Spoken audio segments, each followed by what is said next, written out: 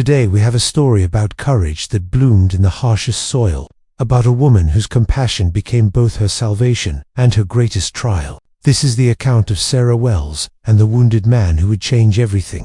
If you enjoyed this story, consider subscribing and becoming part of our community. Where are you watching from? Let us know in the comments. We love hearing from our amazing viewers all around the world. The record begins in 1845, in the territory that would become New Mexico, where the American frontier pressed against ancient Apache lands like a blade against flesh. Sarah Wells kept a small healing house on the edge of Fort Marcy, where the soldiers' settlement met the wild country beyond. She was a woman of mixed heritage, her mother Apache, her father a freed black man who had traveled west with the traders. Sarah had inherited her mother's knowledge of medicine and her father's steady dignity. The townspeople came to her when their own doctors failed them, though they whispered about her parentage when they thought she could not hear. She lived simply. Her cabin held dried herbs hanging from the rafters, clay pots of salves, and careful records written in her neat hand. Each morning she walked the perimeter of her land, gathering what the desert offered.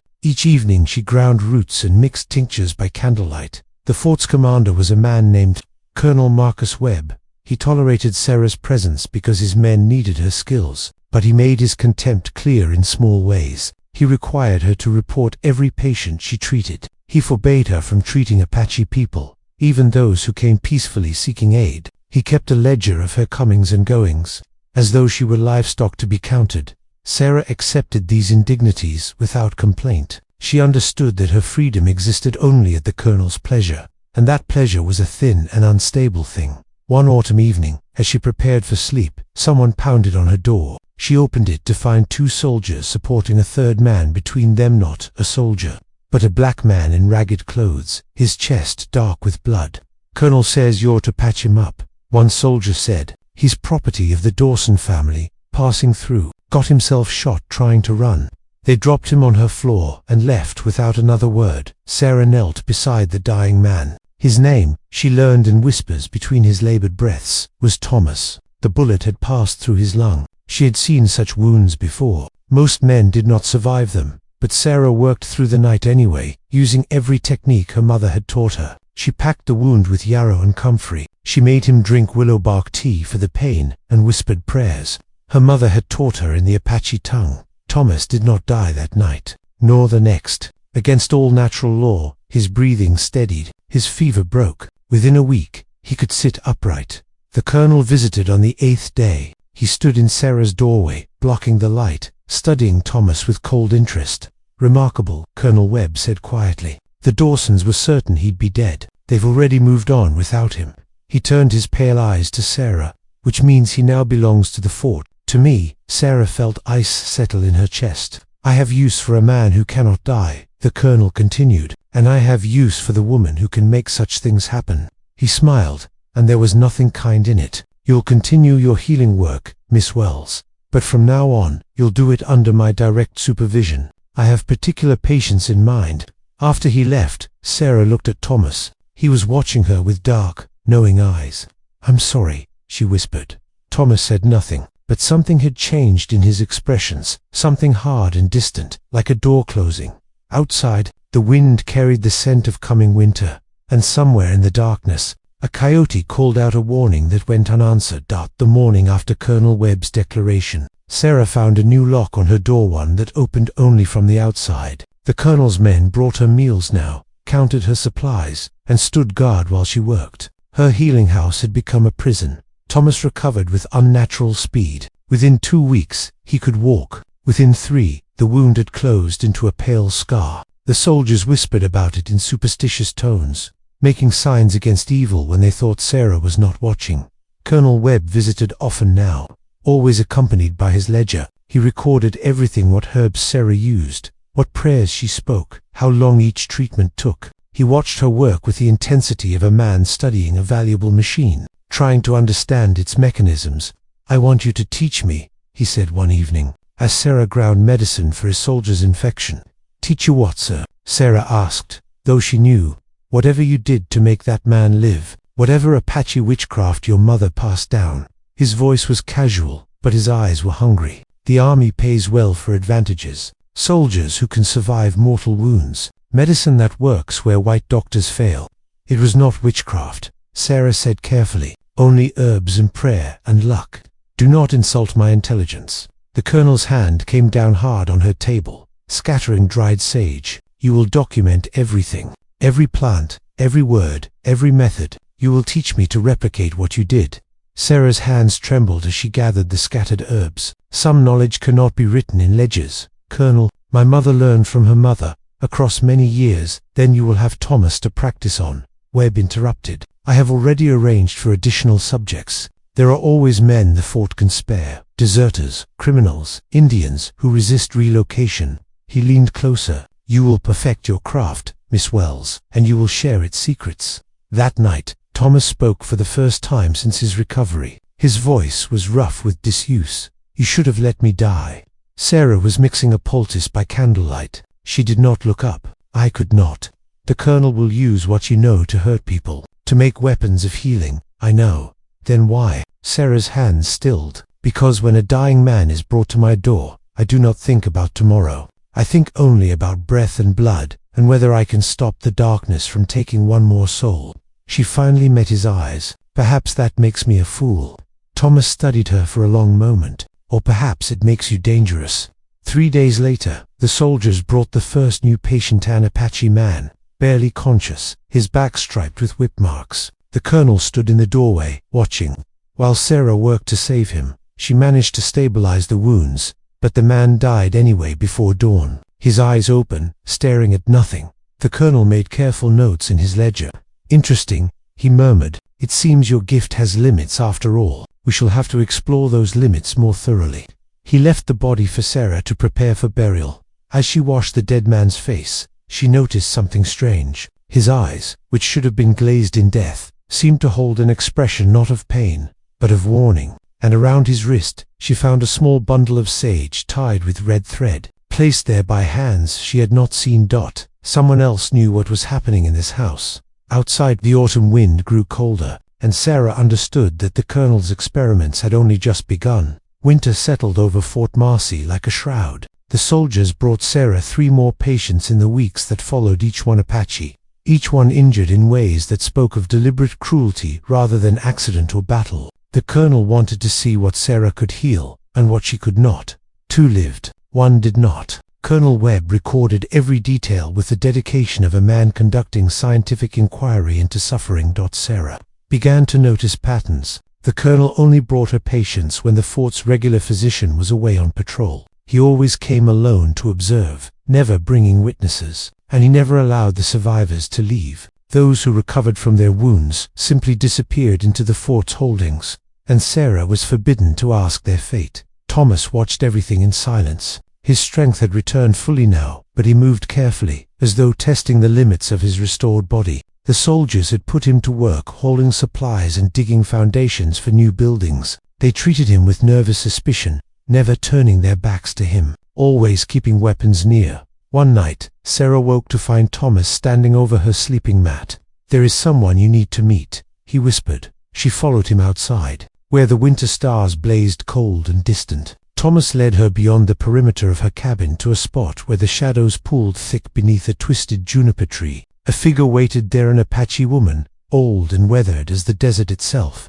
This is Nate, Thomas said quietly. She has been watching. The old woman spoke in Apache. Sarah's mother had taught her the language, though she rarely used it. Nature's words came like water over stone, patient and inexorable.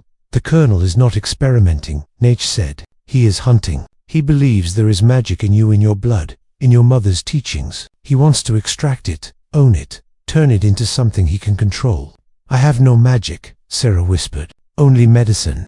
Medicine is magic to men like him. Power they do not understand. Nature's eyes reflected starlight. He will not stop with healing. Already he asks questions about other things, about plants that bring visions, herbs that make men fearless, poisons that leave no trace. Sarah's blood went cold. I would never. He will not ask forever.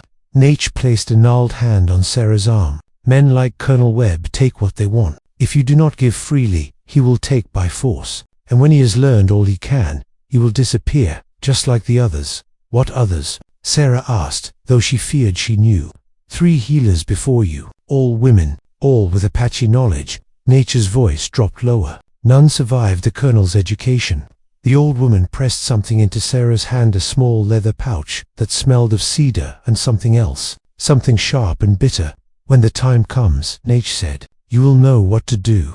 Then she melted back into the shadows like smoke, leaving Sarah and Thomas alone under the winter stars. They returned to the cabin in silence. But as Sarah lay awake on her mat, she heard Thomas moving in the darkness, heard the soft scrape of something being sharpened against stone. In the morning, she found scratches on her doorframe, marks that had not been there before, arranged in a pattern her mother had once shown her, a ward against evil, a prayer for protection. Someone was trying to help her, but Sarah understood that protection and escape were not the same thing, and the Colonel's hunger was growing. Colonel Webb's visits grew more frequent as winter deepened. He no longer pretended interest in healing. Now he asked about other things. Your mother's people have plants that bring visions, he said one evening, standing too close while Sarah prepared medicine. Plants that make a man see what is not there. I want to know about those. Such plants are sacred, Sarah replied, keeping her voice steady. Used only in ceremony, by those properly trained. I do not care about ceremony.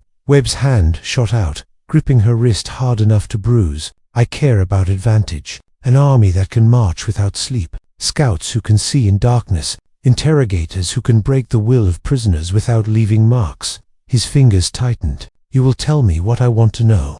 Sarah met his eyes and saw something that terrified her more than his anger, cold, rational certainty. He had already decided she would serve his purposes. Her consent was merely a formality he was willing to dispense with.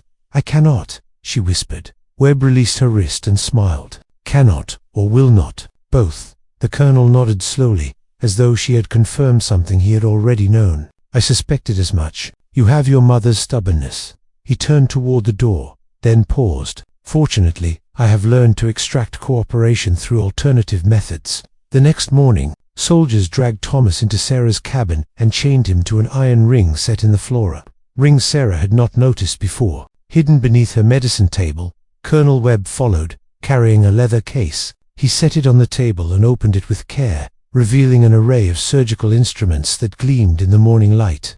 I have been thinking about your miracle, Webb said conversationally. How you saved this man from a mortal wound. I wonder, could you do it again? If he were wounded a second time, could your medicine restore him once more? Sarah's throat closed. Sir, please, I want to understand the limits of your gift. Webb selected a small, sharp blade. Does it work on any wound? On wounds inflicted slowly, with precision. He knelt beside Thomas. Let us discover together. No. Sarah lunged forward, but a soldier caught her arms, holding her back. Thomas's eyes found hers. His expression was strange, not frightened, but almost peaceful, as though he had been expecting this. It is all right, Thomas said quietly, but it was not all right. Nothing about this was all right. Webb made the first cut shallow, careful, across Thomas's forearm. Blood welled up, red and bright. Now then, Miss Wells, the Colonel said, will you heal him, or shall we see how much damage a miracle can truly repair? Sarah felt something break inside her chest, not her spirit, but something harder and colder. A door she had kept locked, swinging open. She thought of the pouch Nate had given her. She thought of her mother's teachings. She thought of all the knowledge she had protected, all the secrets she had refused to speak, and she thought of the 3 healers before her who had disappeared into the Colonel's experiments. I will help him, Sarah heard herself say, but first, you must release my hands. Colonel Webb smiled. It was the smile of a man who believed he had won. He did not yet understand that some victories are poisoned, and some surrenders are declarations of war. The Colonel allowed Sarah to treat Thomas's wound, watching with hungry eyes as she worked. She used ordinary medicine, yarrow and honey, clean bandages, nothing that would reveal the deeper knowledge Webb sought. The cut healed normally, which seemed to disappoint him. Perhaps the miracle was singular, he mused, or perhaps you are withholding your true skill. He left with a warning. I will return tomorrow. Think carefully about what you will share with me. That night, Sarah did not sleep. She sat with the leather pouch Nate had given her, turning it over in her hands. Inside were dried herbs she recognized and some she did not. Her mother had warned her about plants like these, medicines that could heal or harm, depending on intention and dose. Thomas lay awake as well, his arm freshly bandaged. "You cannot give him what he wants," he said quietly. "I know." "Then what will you do?" Sarah was silent for a long time. "My mother once told me that every plant has two faces. The same root that brings sleep can stop the heart. The same leaf that eases pain can steal the mind." She looked at Thomas. "The Colonel wants to learn about medicine. Perhaps it is time I taught him." Understanding flickered in Thomas's eyes. Over the following days, Sarah began to cooperate. When Colonel Webb returned, she showed him plants from her stores. She explained their properties in careful detail, always holding back the crucial elements that would make the knowledge dangerous. She demonstrated preparations, allowing him to record her methods in his ledger. But in her demonstrations, she made subtle substitutions. Where she should have used healing herbs, she showed him plants that looked similar but worked differently. She taught him dosages that would sicken rather than cure. She gave him half-truths wrapped in technical language he could not fully comprehend.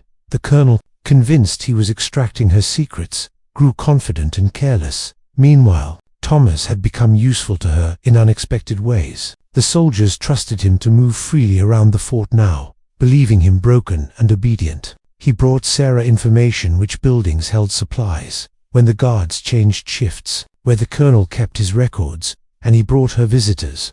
Nate returned, moving through the winter darkness like a spirit. She brought others Apache people who lived in the hills beyond the fort, who remembered Sarah's mother and honored her memory. They brought supplies, herbs Sarah had exhausted from her own stores, tools she needed, information about the land beyond the fort's reach. "There is a place," Nate told her, one midnight meeting. 3 days walk north, a settlement of freed people and Apache families living together beyond the Colonel's authority. "If you can reach it, you will be safe." "I cannot run," Sarah said. "He will send soldiers. He will burn that settlement searching for me." "Then do not run." The old woman's eyes glittered in the starlight. "Make him let you go." Sarah thought of the Colonel's ledger, filled with his careful notes. She thought of how thoroughly he had documented his illegal experiments, his torture of Apache prisoners, his theft of healing knowledge through coercion. "I will need proof," Sarah said slowly, "evidence that cannot be denied." Thomas stirred from the shadows. "I know where he keeps his records. I have seen the room." Over the next week, Sarah assembled her weapons, not knives or guns, but something more dangerous, knowledge the Colonel had given her himself. Each time he visited, she encouraged him to document more, to write down his theories and methods. She praised his thoroughness, his scientific mind. Pride made men careless. The Colonel began to speak freely about his true intentions, about creating medicines that could be used in warfare, about breaking the will of native populations through chemical means, about turning healing into a tool of conquest. Sarah listened and remembered every word, and in the leather pouch, she carefully measured out preparations the Colonel would never see coming. Insurance for the confrontation she knew must come. The pieces were in place. Now she needed only the right moment, and the courage to use them. The opportunity came with the spring thaw. A delegation from Washington arrived at Fort Marcy. Military inspectors sent to review the fort's operations and expenditures. Colonel Webb could not hide them or send them away without raising suspicion. Sarah saw her chance. She approached Thomas in the hour before dawn. "Can you get into the Colonel's office?" "Yes." His answer was immediate. He had been waiting for this. "Then bring me his ledger, the one where he records everything." Thomas slipped away while the fort still slept. Sarah paced her cabin, her heart hammering against her ribs. If they were caught, the Colonel would kill them both slowly, and in ways that would serve his experiments until the very end. But Thomas returned as the first light touched the horizon. The Colonel's ledger clutched in his hands. Sarah read it with shaking fingers. It was worse than she had imagined. Webb had documented everything: the Apache prisoners he had tortured in the name of medical research, the illegal detention of Thomas, the coerced extraction of healing knowledge, the deaths of the 3 women who had come before her, and he had written it all in clinical, precise language that revealed the full scope of his cruelty. He never thought anyone would read this except himself. Thomas said quietly, "Men like him never do." Sarah replied. She wrapped the ledger carefully and added to it her own written testimony, detailing everything she had witnessed and endured. Then she included samples from her medicine stores, including the poisonous plants the Colonel had believed were healing herbs, each one carefully labeled with Webb's own notes about their intended military applications.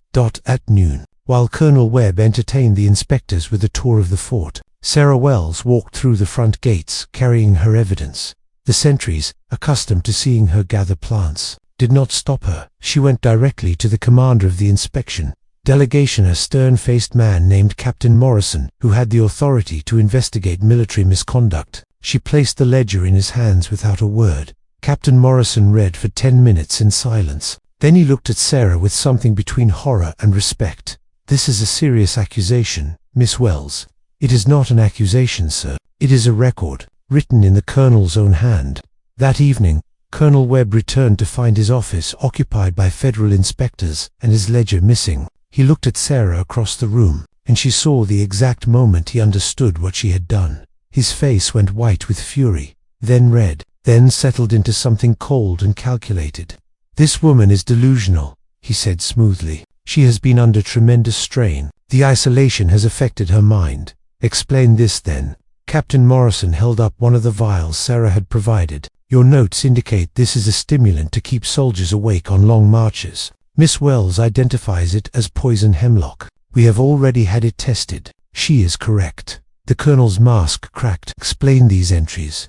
Morrison opened the ledger to a marked page. Detailed descriptions of medical procedures performed on imprisoned Apache people without their consent. Experiments. Torture. Colonel Webb, documented in your own hand. They were prisoners of war. "There is no war declared with the Apache," Morrison said flatly. "And even if there were, this would violate every principle of military conduct." The room had gone very quiet. "You are relieved of command, Colonel Webb," Captain Morrison continued. "You will be held pending a full court-martial investigation." Sarah watched as Soldiers Webb's own men came forward to escort him away. The Colonel did not resist, but as he passed Sarah, he leaned close enough to whisper, "You have made a grave mistake. I have allies, powerful friends. They will come for you, and for everyone you love." Sarah met his eyes without flinching. "Then let them come, Colonel. I have made my peace." But as the soldiers led Webb away, Sarah felt no triumph, only the cold certainty that this battle was won. But the war was far from over. The court-martial convened in the fort's assembly hall 3 weeks later. Officers from across the territory gathered to witness the proceedings, their faces grim with the knowledge that one of their own stood accused of unspeakable crimes. Sarah sat in the front row, her hands folded in her lap, her back straight. Thomas stood behind her, a silent presence. The Apache people who had helped her, including Nate, remained hidden in the hills, but Sarah felt their support like a prayer at her back. Colonel Marcus Webb entered in full military dress, his medals gleaming, his bearing proud despite the chains on his wrists. He had assembled an impressive defense: 3 lawyers from Santa Fe, character witnesses from Washington, and testimony from decorated officers who swore to his patriotism and dedication. The prosecution opened with Captain Morrison reading from Webb's own ledger. The entries spoke for themselves: clinical descriptions of suffering inflicted in the name of knowledge, experiments conducted on human beings treated as property. "This is science," Webb's lead attorney argued. "Medical advancement requires difficult choices." The Colonel was attempting to develop treatments that would save American lives. He was torturing prisoners. Morrison interrupted, his voice hard as iron.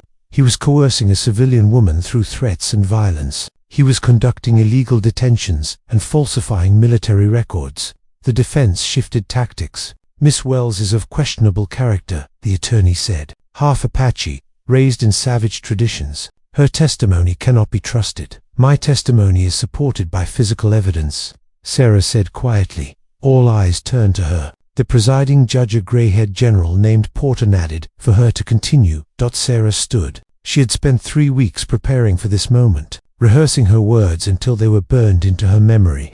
"Colonel Webb believed I possessed magical knowledge," she said, her voice steady and clear. "He believed my mother's Apache teachings held secrets that could be weaponized. But there is no magic, gentlemen, only medicine, used properly or perverted by those who seek power over life and death." She walked to the evidence table and picked up the vial of poison hemlock. "The Colonel asked me to teach him about plants that could help soldiers. I showed him this and told him its properties. He wrote in his ledger that it was a stimulant. I told him no such thing. He heard what he wished to hear and recorded what suited his purposes." Sarah set down the vial and picked up another. "This is in tiny doses, under controlled conditions, it can ease pain." In the doses the Colonel intended, It would drive men mad. She met General Porter's eyes. He did not care which. He only wanted weapons. You deliberately misled him. Webb's attorney said triumphantly. He just confessed to deception. I confessed to protecting knowledge from a man who would pervert it. Sarah corrected. The colonel tortured people in his quest for power. I did what I had to do to survive and to stop him. If that is a crime, then charge me. But do not pretend his crimes and mine are equal. The hall fell silent. General Porter leaned forward. You said you did what you had to do to survive. Explain. Sarah took a breath. The colonel told me about 3 women before me. Healers, women with Apache knowledge. He said they had taught him much before they disappeared. I knew that if I refused him entirely, I would disappear too. So I cooperated, but I lied. Every plant I showed him, every preparation I demonstrated, was designed to be useless at best and dangerous at worst. I knew eventually he would test his knowledge. I knew it would fail. And I knew that failure would protect others from becoming his weapons. You endangered American soldiers, the attorney protested. No, Morrison cut in. The colonel never used his supposed medicines on soldiers. Every experiment was conducted on Apache prisoners and on Thomas here. He gestured to Thomas, a man the colonel held illegally after his legal owners had abandoned him. Thomas stepped forward. The colonel believed Miss Wells had made me immortal. He cut me to test if I would heal. He starved me to see how long I would endure. He treated me like an animal to be vivisected. His voice was quiet but carried through the hall. Sarah Wells saved my life, twice, once from a bullet, and once from the man who stands accused before you. Colonel Webb finally spoke, his voice dripping with contempt. You believe the word of a runaway slave and a half-breed squaw over the testimony of a decorated officer. The room went cold. General Porter's expression hardened into granite. I believe the evidence, Colonel. I believe your own words, written in your own hand, and I believe you have just demonstrated the precise character that makes those words credible. He brought his gavel down. Colonel Marcus Webb, you are hereby found guilty of conduct unbecoming an officer, illegal detention, torture, falsification of military records, and conspiracy to develop illegal weapons. You are stripped of rank and will serve 20 years at hard labor. This court-martial is concluded. As soldiers led Webb away, he turned one last time to Sarah. This changes nothing, he hissed. There will be others like me. They will come for your secrets. Let them, Sarah said softly, and let them learn, as you did, that some knowledge protects itself. The hall emptied slowly. Sarah remained standing, feeling the weight of 3 weeks' tension finally begin to lift. But nature's words echoed in her memory. Do not run. Make him let you go. She had not run. She had stood and fought and won. And yet, as she walked out into the spring sunshine, Sarah knew that Colonel Webb had spoken one truth. There would be others, that there were always others. The fort released Sarah Wells, with an official apology and compensation for her services to military medicine. Money she neither wanted nor refused. She accepted it as the price of her freedom, knowing it was blood money extracted from those who had suffered. Thomas received his freedom, papers signed by General Porter himself. He stood holding them in the spring sunshine, staring at the words as though they might disappear. What will you do now? Sarah asked him. Thomas looked toward the northern hills. Nate told me about the settlement, the place where freed people and Apache families lived together. He met Sarah's eyes. I thought perhaps I might go there. If you were going.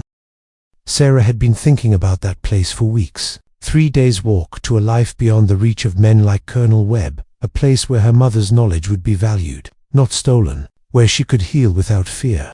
Yes, she said simply. I am going. They departed the next morning, carrying what little they owned. Nate met them at the edge of the fort's territory, along with 2 younger Apache men who would guide them north. The old woman embraced Sarah with surprising strength. Your mother would be proud, Nate whispered. My mother would say I was foolish to heal Thomas in the first place, Sarah replied. That my compassion nearly destroyed me. Perhaps, Nate smiled, but that same compassion saved you. The colonel expected cruelty. He understood power and violence. He never understood that your strength came from a different source. That is why he lost. The journey north took 4 days, not 3. Thomas was still weak from his ordeals, and Sarah insisted they rest often. She used the time to teach him about the plants they passed, which could be eaten, which could heal, which to avoid. He listened with quiet attention, asking thoughtful questions. On the 3rd evening, as they made camp, Thomas spoke what had been on his mind since the trial. "You could have let me die. Back when the soldiers first brought me to you, everything that happened after all, the pain, all the danger, it came from that choice to save me." Sarah stirred the small fire. "Yes. Do you regret it?" She considered the question honestly. "I regret that my healing brought the Colonel's attention. I regret the suffering of those he tortured seeking knowledge I refused to give. I regret many things." She looked up at Thomas. "But I do not regret saving your life. That choice was made in a single moment, before I could know what would follow. And in that moment, the choice was simple. Let a man die, or try to save him. I chose to try. I would make that choice again." Thomas was quiet for a long time. The Colonel said, "You made me a weapon." "No," Sarah said firmly. "He tried to make you a weapon. He failed. You are a man who survived. Nothing more and nothing less. What you choose to do with that survival is yours alone to decide." On the 5th day, they crested a ridge and saw the settlement below, a collection of adobe homes and high dwellings arranged in a valley where a clear stream ran through cottonwood trees. Smoke rose from cooking fires. Children played in the meadow. It looked like peace. The people welcomed Sarah as a healer and Thomas as a free man. They gave her a small house near the stream where she could grow herbs and prepare medicines. They asked her to share her mother's knowledge, and she agreed, but carefully, teaching only those who approached healing with respect and humility. Thomas built himself a cabin at the edge of the settlement and worked the land. The scar on his chest faded to a thin white line. Sometimes Sarah saw him standing at sunset, looking south toward Fort Marcy, and she knew he was remembering. She was remembering too. Months passed. A year, 2 years. News came occasionally from the fort. Colonel Webb had died in prison of a fever, screaming about stolen secrets until the end. The army had disbanded his medical experiments and burned his records, all except the ledger that had condemned him, which was kept as evidence of what should never be allowed again. Sarah Wells lived quietly in her valley, healing those who came to her, teaching those who proved worthy. She never married, never bore children, but she raised several young women in the healing arts, passing on her mother's knowledge with the same fierce protection her mother had used. And in the evenings, she would sometimes sit with Thomas by the stream and talk about ordinary things, the weather, the harvest, the small dramas of settlement life. They never spoke of the Colonel or the fort, unless forced to by circumstance. The past was a scar they both carried, but it did not define them. On the anniversary of her mother's death, Sarah walked to a high place overlooking the valley and scattered herbs on the windsage and cedar and tobacco, the sacred plants her mother had taught her to honor. "I kept your knowledge safe, Mother," she whispered, "and I used it as you taught me, to preserve life, not take it, to heal, not harm, even when the cost was high." The wind carried her words away across the valley, across the desert, across the vast and troubled land. Somewhere, she knew, there would be others like Colonel Webb, men who saw knowledge as power to be seized, who viewed healing as a weapon to be mastered. The hunger for control was as old as humankind and just as persistent. But there would also be healers. There would be people who chose compassion over cruelty, who protected sacred knowledge rather than perverting it, who understood that true strength lay not in domination, but in the choice to preserve life even when easier to let it end. Sarah Wells had made that choice. She had paid its price, and she had survived to choose again. The record ends here. Found among the settlement's archives, a testament to one woman's quiet courage and the price of protecting what should never be used as a weapon. Her legacy was not power, but peace. And in the end, that was the greatest medicine of all. This account was discovered in 1897 among the records of the northern settlements, written in a careful hand that scholars believe belonged to Sarah Wells herself. Whether every detail is factual or whether some elements have been embellished by time and memory, we cannot say with certainty, but the core truth remains that compassion, even in the darkest times, can be its own form of resistance, and that some knowledge is worth protecting, no matter the cost.